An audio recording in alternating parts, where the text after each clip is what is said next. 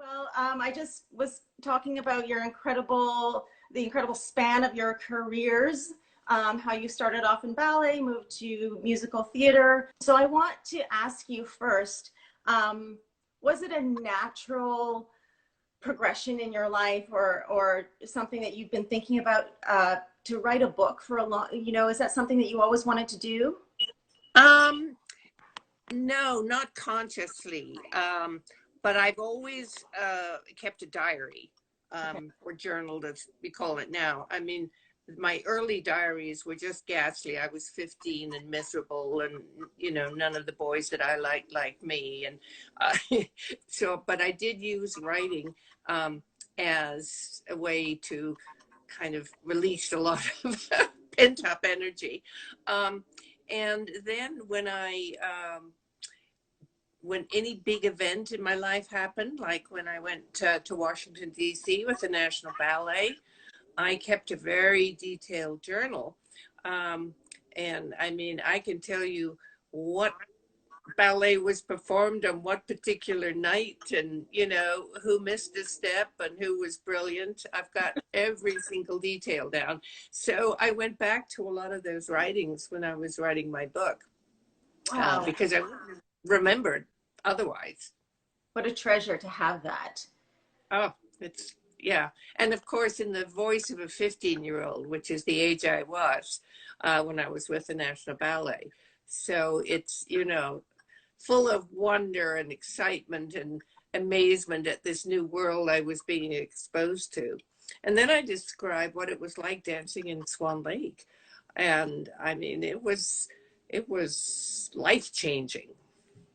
I think for any of our audience members right now who are dancers, I think that that's a really important point that you make, that when you first join a company, you are very young and awestruck really by your now colleagues. So you're really immersed in a world that while you've trained, have the technique because of your training, and you've been accepted into a company based on your talent and your technique.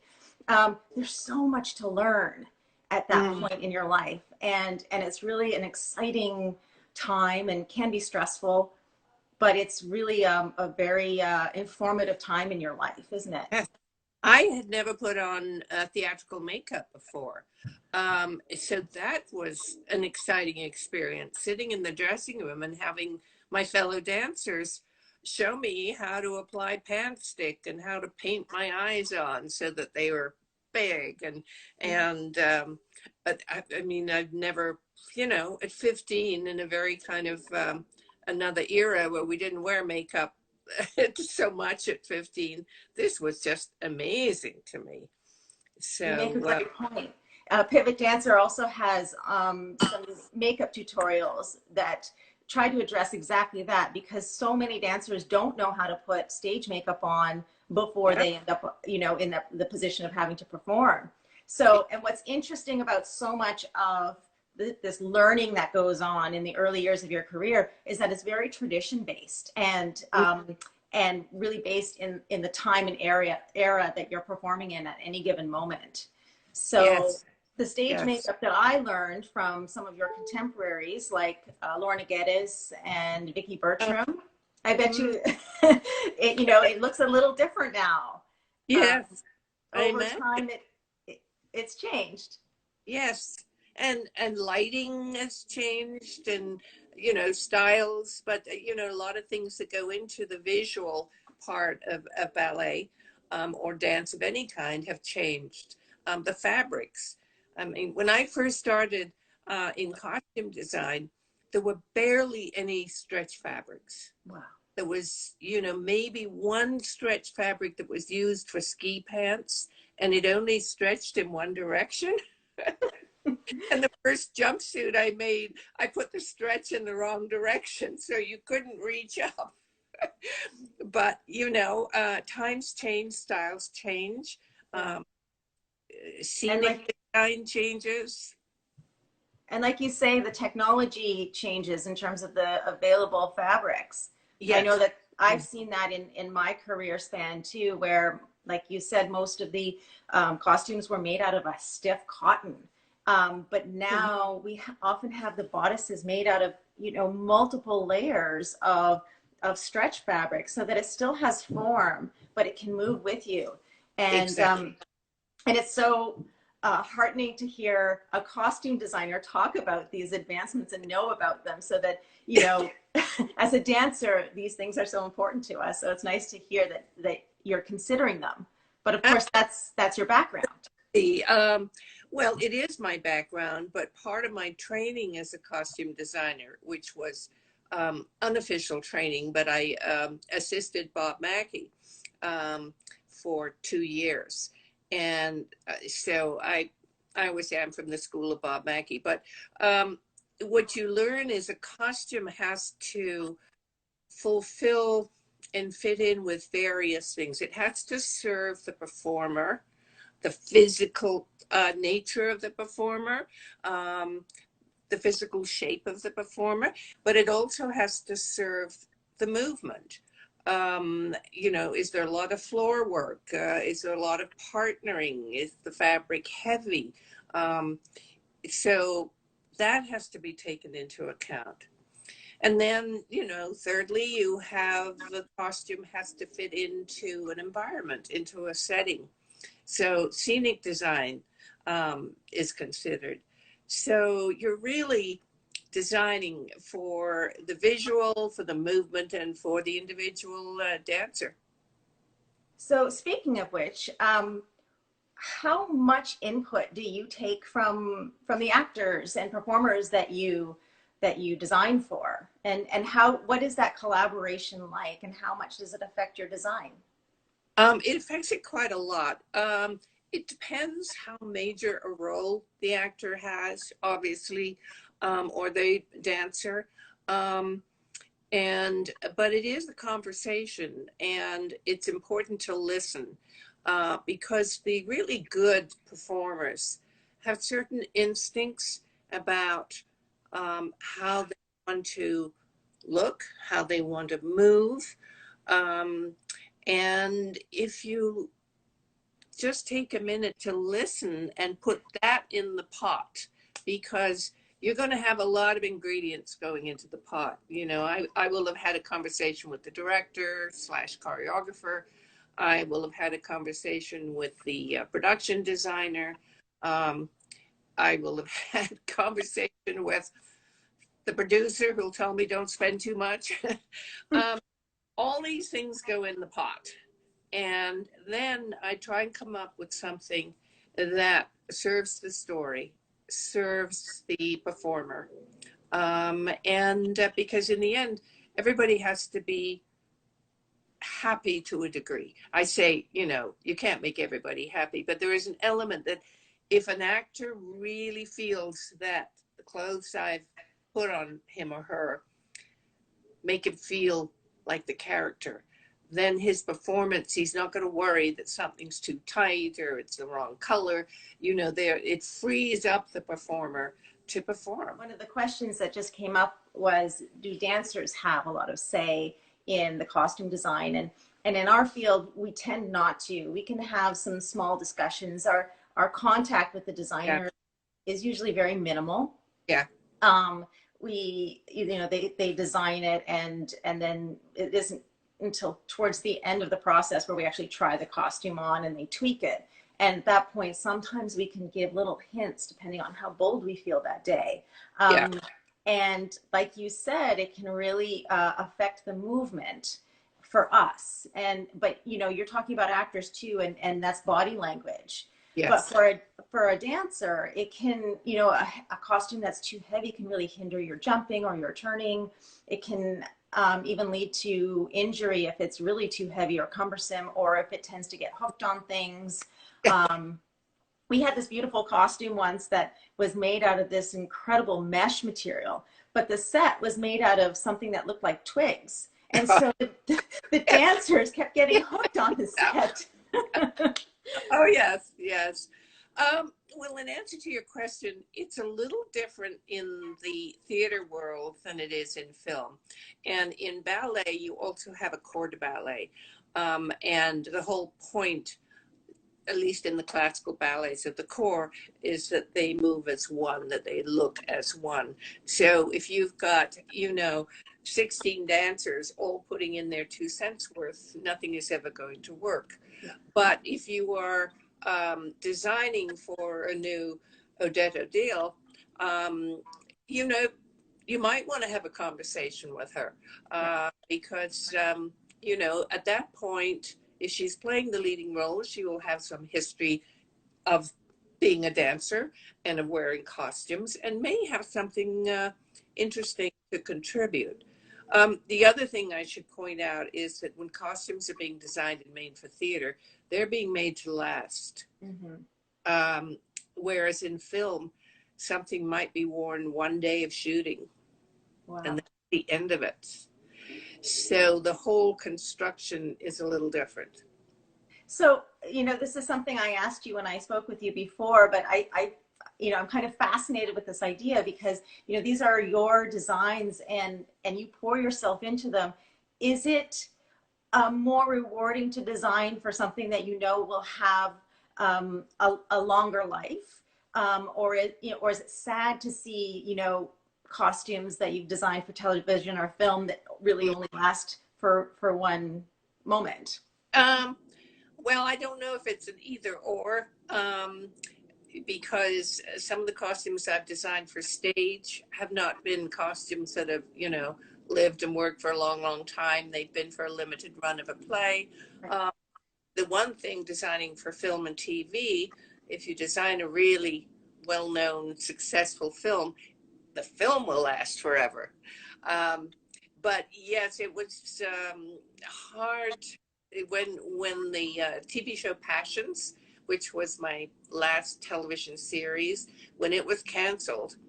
I had a 2-story building that was my entire office, workroom, storage, everything, with an upstairs and a downstairs full of costumes. And when I saw them all being carted away, it was like they were taking my children. It was heartbreaking. So, yeah, the designer has no ownership of the physical costume because the designer is not paid for it. The producer or the production company has paid for the costume, so they have ownership. I see. So you have to say goodbye. Yes. But the good news is that it does last on film forever. Yeah. Yeah. Another thing that I'm curious about is just from a technical perspective is how you communicate building a costume to the people who build them, and how does that work? How much are you involved with choosing the actual material that's going to be used? Yeah, very much. And again, this is everything I learned more or less at the feet of Bob Mackey and Pete Menefee, who was one of his partners. After you've had all the conversations, you then come up with a design, and it is sketched.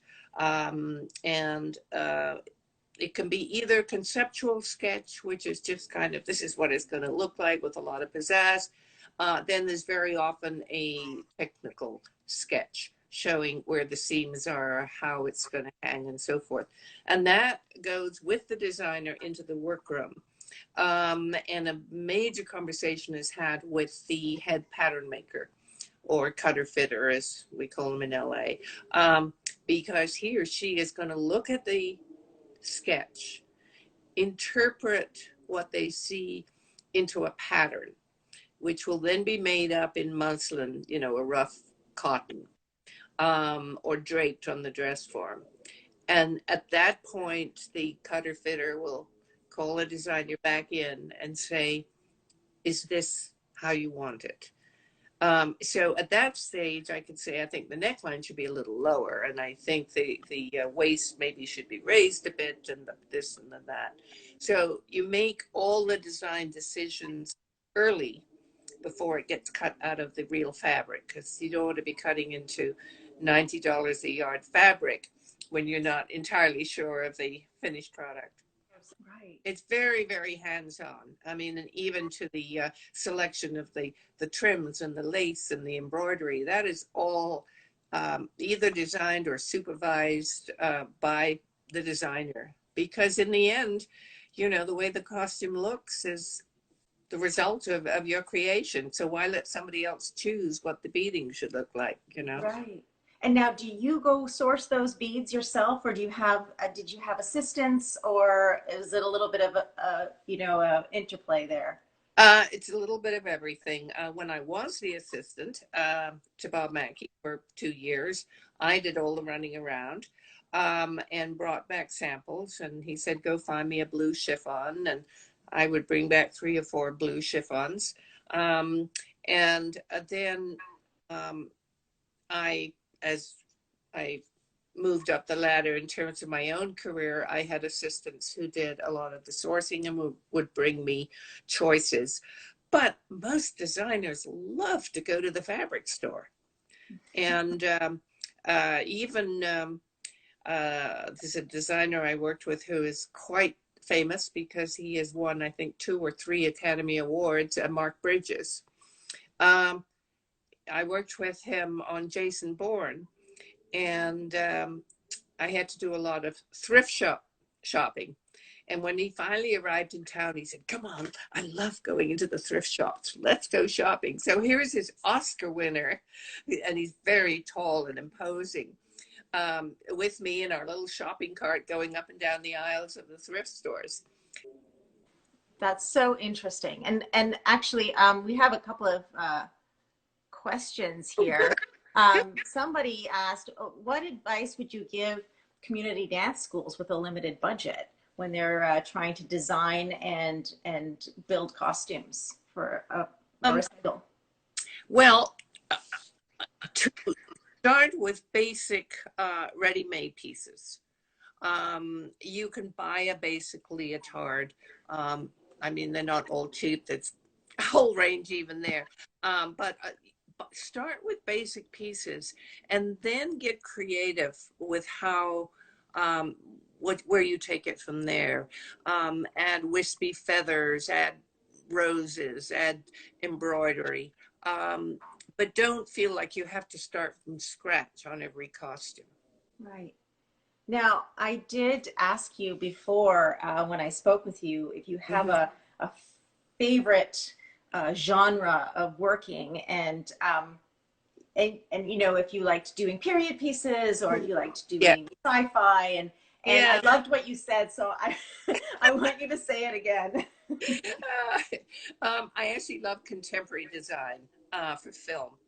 Okay. I had absolutely, I am missing the gene for sci-fi designing. I don't watch sci-fi. I don't get it. I'm just missing a gene somewhere. Period films are fascinating, but in some ways they are limited because if you're designing, let's just pick 1920s, you have to follow certain rules in terms of shape and fabrics and colors and accessories. I mean, you know, otherwise it won't look 1920s. But in contemporary film, I'm working with actors who are creating a character that has never been created before. It's their character.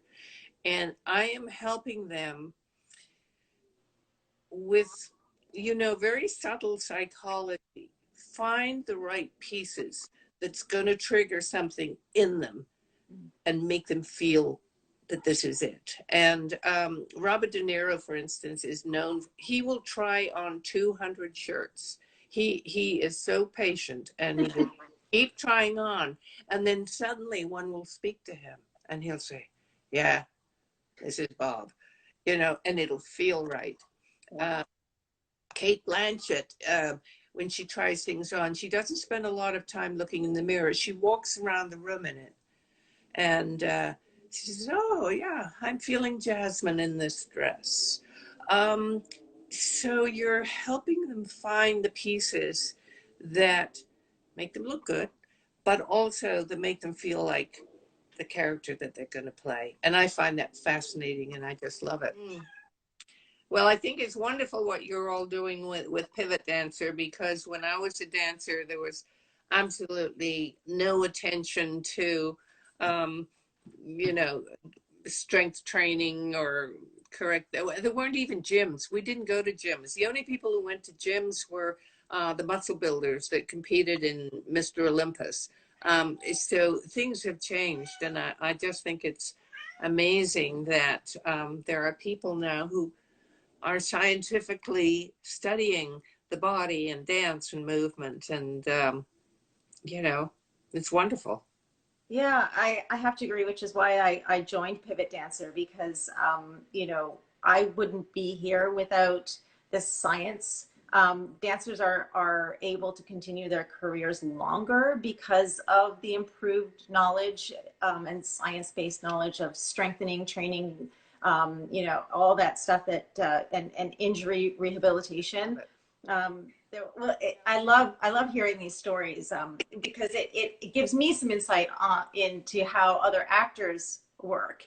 Yeah, But I don't know if you had joined or if you had watched, but I talked about at the very beginning about how much a costume influences my character, where I might have spent weeks trying to develop a character and a walk and, you know, all these mannerisms, and I mm, get the costume on, and, you know, it's sort of backwards because I can't pick my costume, but once I put the costume on, sometimes that's not until dress rehearsal. And I walk around, and sometimes it's as late as dress rehearsal that I change my walk or I change how I do some gestures, yeah, yeah. and really who I am. It really solidifies something Mm. in my character. So I love hearing that other actors do this, and I love hearing that you're involved with Oh, helping that and informing yeah, that. absolutely. So Yeah, I had another question, yes. which was, have you ever had any major uh, I guess, oops moments where you've designed something and it didn't suit the person, or, you know, it just turned into a costume disaster, or luckily in time to change it? You know, I can't think of anything terribly major that's happened. Um, it sounds very self-assured, way more self-assured than I really am in reality. But so much of the work is done before the character gets to the stage or the film set, or Mhm. should be done. Um, so I always say to the actor that I'm fitting, you know, when you leave this fitting room, that we have to be 100%, because if you get to the set and you start whining to the director, I wouldn't say whining, but you know, Yeah. well, I really wanted it to be pink, you know, that's not going to work. By the time an actor gets to the set, there's work to be done, which is film the scenes, and the Mhm. same thing with a stage performance. But yes, there have been times when I've followed the actor to the set and thought, oh my goodness, I've put him in a black suit and he's sitting in a black chair, and he's just vanishing into this chair. That happened once with Barry Bostwick, and big black leather chair, and I had him in a black suit and he just vanished right into it. So we had a quick chat with the art director, and they were able to switch out the chair. um, so yeah, things like that. um, but there have been disasters, you know, that I mentioned one in my book, in the Broadway show Fade Out, Fade In. There was a tap line. It was supposed to be set in the 30s in Hollywood, and there were they call them the Tiller Girls, and they were supposed to be violins. So they had this costume with a violin and the strings coming up the middle, but the little tailpiece of the violin hung down between their legs and looked like something it shouldn't have looked like. So suddenly we are in dress rehearsal and the director is saying, that looks terrible. That looks terrible. And of course, you know, they quickly redesigned this. In the sketch, it looked great. And in fittings, no one paid much attention, but there they are up on stage and this little thing hanging Oh, legs. So yes. those things happen. And I'm sure there have been things that have happened to me too. I just can't bring one to mind. Yeah, sometimes these mistakes can end Yeah. up being, you know, classic Yeah. bloopers. I have found little technical things like I designed a Bollywood dance number for Passions. Um, and it was quite elaborate. We had a whole cast of Bollywood dancers, and the leading man was in this wonderful Indian jacket that had a lot of beaded embroidery. And the woman he was dancing with was in the two-piece, the way they usually are. And the choreographer had him lift her and then slide down. Well, of course, the beads just ripped into her stomach. And, you know, then you have a situation where the choreographer is saying, but I want that lift. And the poor actress dancer is saying, but my stomach is bleeding. And of course, I, as a costume designer, say, well, what can I do now? I mean, I can't unbead the jacket. So, you know, you kind of, everybody has to compromise a little bit. That's right. That's right. Wow, that must be painful because we have some beaded costumes too, and I know that feeling of them Yeah. cutting to your skin and Oh, yeah. yeah. Yeah.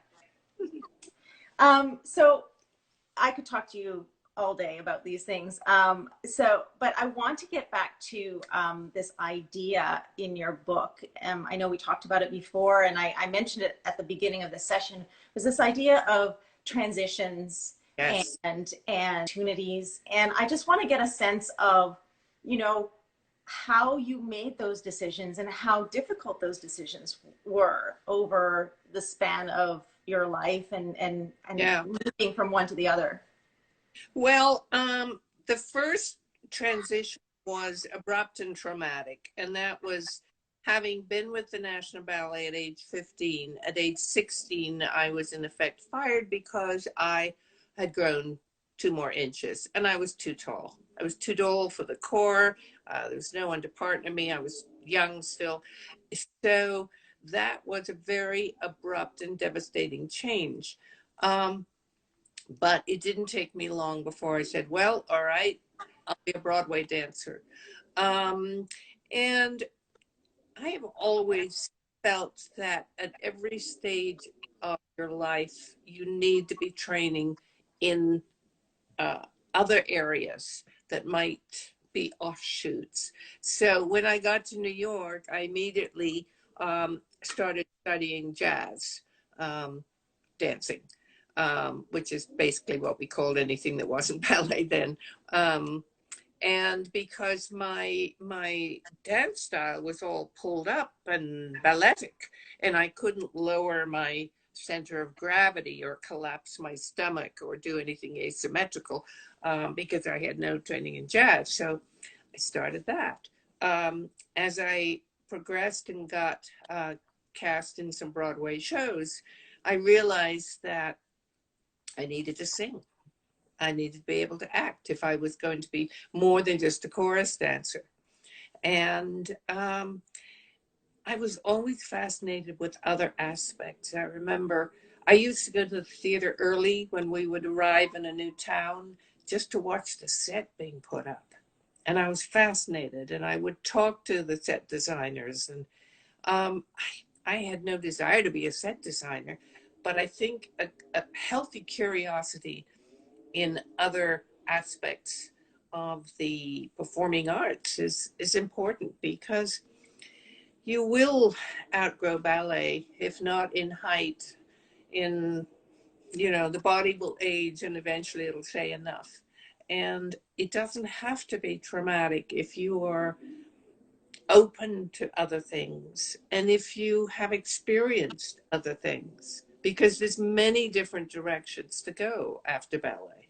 I just want to get some sense of how much courage it must have taken you to move to New York City and then to move to Hollywood to start all over again, you know, in a relatively new field. Well, without being a shameless plugger, in my book, you will read about that story, and it was not easy. And I was lonely a lot of the time. I was broke most of the time. Um, I was scared a lot of the time, but I also had this kind of drive that just wouldn't let me stop. Um, so, it's not, life isn't easy for anyone, but, if you have um, a game plan and an ambition and a love of what you do, you just kind of keep pushing forward till other opportunities come forward. Um, it was actually my ability as a dancer that got me my first job. Um, as in the costume department, there was a big nightclub act for Anne Margaret, who was a big star at the time. And I mean, who would the equivalent be now? Jennifer Lopez with surrounded by her dancers, or Britney Spears with all of her dancers. Um, and they were looking for someone who would take care of all the dancers' wardrobe. And I said, I don't know anything about costumes. And they said, well, you know what dancers need? And I thought, yeah, I guess so. So I was hired. And that really started the transition into my full-time costume career, because I learned quickly about costumes. I got to work with Anne Margaret. I eventually designed for Anne Margaret herself. And then through Anne Margaret, I met Bob Mackie, and that's how that connection happened. So I didn't, and no one goes straight into a brand new career and lands at the top. You land at the bottom and you work your way up no matter what field you're in. I just want to emphasize that last point that you made. Yes. Because what's hard for dancers is that you train to be a dancer when you're a teenager, between Yeah. the ages of 10 and 15, 16, 17, 18, right? So this is a really young time. Most people don't even know what they want to be when they grow up at that age. True. And so by the time we've entered company life, we've had 7, 8, 9 years of training behind us. And there's still so much more to learn. But by the time somebody has retired from a dance career, they will have had many hours on stage and be really, hopefully, if their career is long, they will have just this wealth of information and knowledge. So it's hard to imagine starting at the bottom again. I don't think you need to look at it that way, though, because if you think that way, you'd never change careers. You evolve into a new aspect, shall we say. Mm-hmm. I was in my 30s when I got this job with Anne Margaret, and I didn't think of it in some ways as starting at the bottom. I just thought, oh, well, this is new, but this is fun. And, I'm working with the dancers and I'm learning about costumes as I go along. But I never thought for one moment that I was going to immediately land, a costume design job for a major film.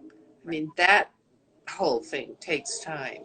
But if you are open before the retirement thing happens to other aspects, I mean, I would think in your later years of performing as a dancer, you would already be uh, interested in other aspects. I mean, you might want to be a stage manager or a producer or a historian of dance. I mean, there are other things that as you become a richer and older person, and I mean richer not in the money sense, you start to be more curious about life.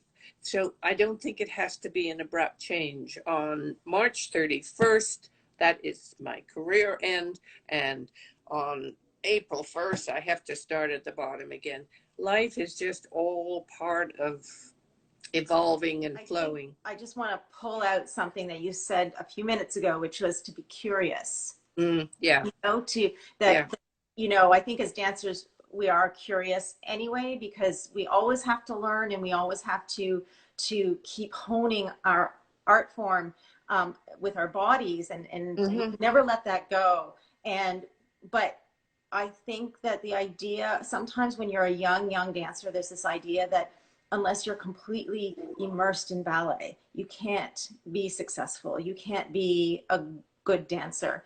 And that's a myth. I think that the more curious you are about the world around you, the Yeah. richer you are as an artist, but then the more interesting career changes are when they happen. Yeah. Well, and most career changes don't happen until sort of you're in your 30s, maybe your 40s. Mm-hmm. So, you know, when you're in your 20s, yeah, it's tunnel vision. I'm going to be a ballerina and nothing else ever. I'm not even going to think about anything else. That's the way I was.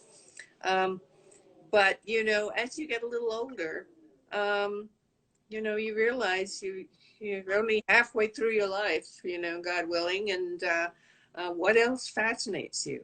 You know, what else tugs at the heartstrings? Um, is it music? Is it painting? Is it directing?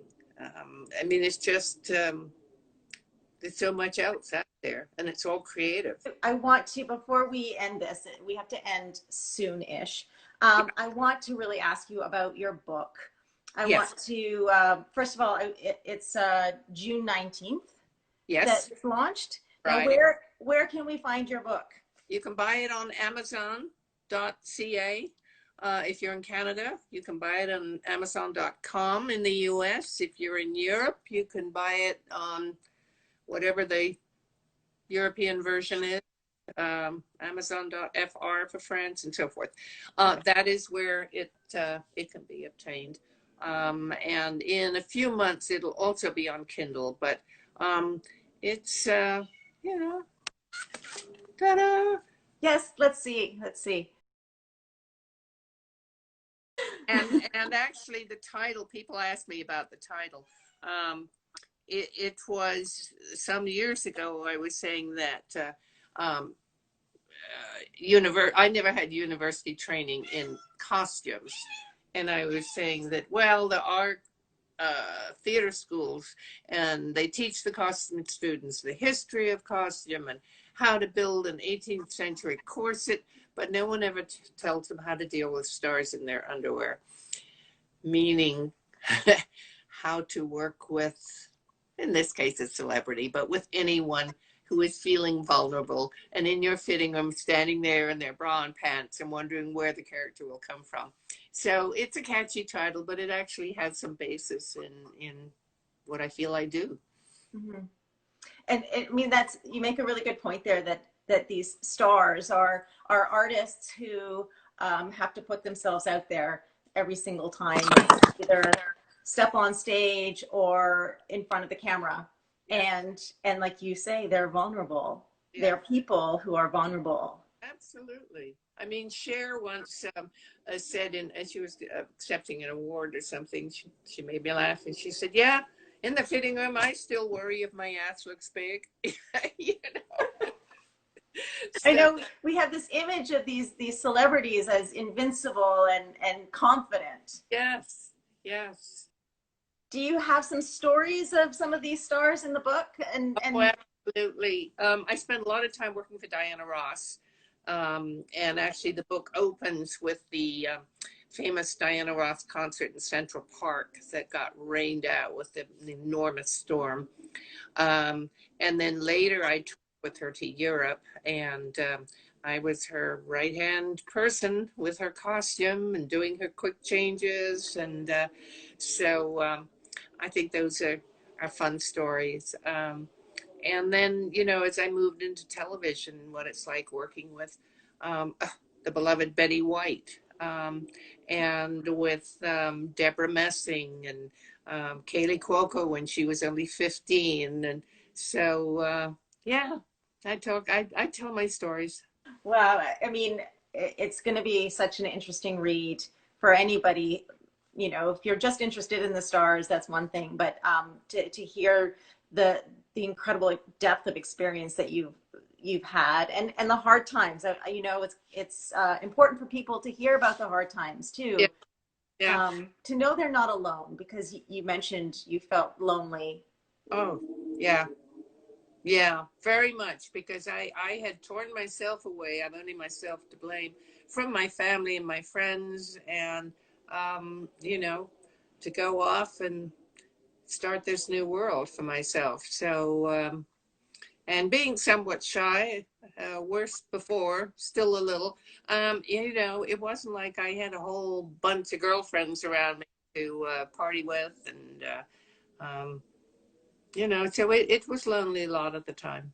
Mhm. It sounds so romantic, but I think that that's the problem, is that we romanticize these sort of riding off into new pursuits Yeah. on the back of a horse. But Yeah. it's, you Yeah. know, it's this idea that it really, you gotta really grind and you know, sometimes suffer. Like Yeah. the instant stardom, the instant success is not the norm. But No, no. it, you know, just the fact that you found a talent is incredible. Thank you. Thank you. Such an inspirational story. Yeah. Happy to help. Well, that's, um, so I just want to wrap things up because we're coming to the end of our hour. We're going to be booted off soon. um, and I just wanted to thank you for this conversation. oh, well, thank you for asking such intelligent questions. You didn't once say, well, what was it really like working with Diana Ross? Or anyway, that's in the book. But Well, no, you have to buy the book. yeah, your questions are absolutely on target and so provocative. And thank you for that. You're a wonderful interviewer. Oh, well, thank you. I really just, I'm just in awe of your experience and your courage. Thank And you. I hope everyone goes out and buys this book. I'm so excited about it, and congratulations. It's a big deal to write a book. Yeah, it's exciting that it's finally ready the day after. No, what is it? We're Tuesday. 3 days. You can go buy it. Wow. Well, congratulations. Thank you. I'm excited for you and for everyone who gets to read your book. Thank you. Thank you so much.